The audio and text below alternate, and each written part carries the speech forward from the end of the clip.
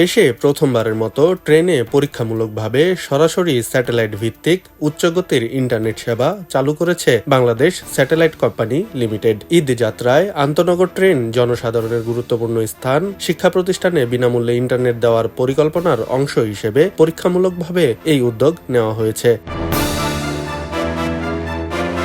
গত শুক্রবার ঢাকা, চট্টগ্রাম, কক্সবাজার আন্তনগর ট্রেনে প্রথমবার এই সেবার পরীক্ষামূলক ব্যবহার করা হয়। এতে স্যাটেলাইট ভিত্তিক ইন্টারনেট সেবা, স্টারলিংক এবং আধুনিক পাওয়ার ওভার ইথারনেট প্রযুক্তি ব্যবহার করা হয়। পিওই প্রযুক্তির মাধ্যমে একই ইথারনেট কেবলের মাধ্যমে বিদ্যুৎ এবং ডেটা উভয়ই একসঙ্গে সরবরাহ করা যায়।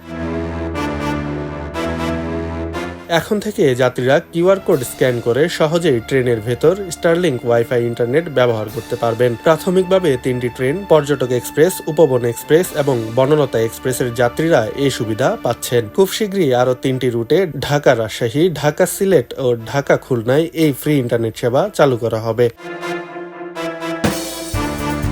প্রাথমিক পরীক্ষায় ইন্টারনেট ডাউনলোড স্পিড প্রায় 8 থেকে 88 এমবিপিএস, আপলোড স্পিড প্রায় 13 থেকে 47 এমবিপিএস পাওয়া গেছে। ভ্রমণের সময় ল্যাটেন্সি ছিল প্রায় 23 থেকে 47 মিলিসেকেন্ড। একই পরীক্ষায় স্টারলিংক অ্যাপ ব্যবহার করে সর্বোচ্চ প্রায় 136 এমবিপিএস ডাউনলোড, 31 এমবিপিএস আপলোড এবং প্রায় 31 মিলিসেকেন্ড ল্যাটেন্সি পাওয়া গেছে। ঈদের পর বিমানবন্দর ও বড় রেল স্টেশনে উন্নত ওয়াইফাই সেবা চালুর পরিকল্পনা আছে সরকারের।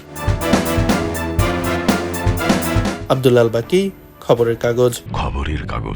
নিখাত, নির্ভীক, নিরপেক্ষ।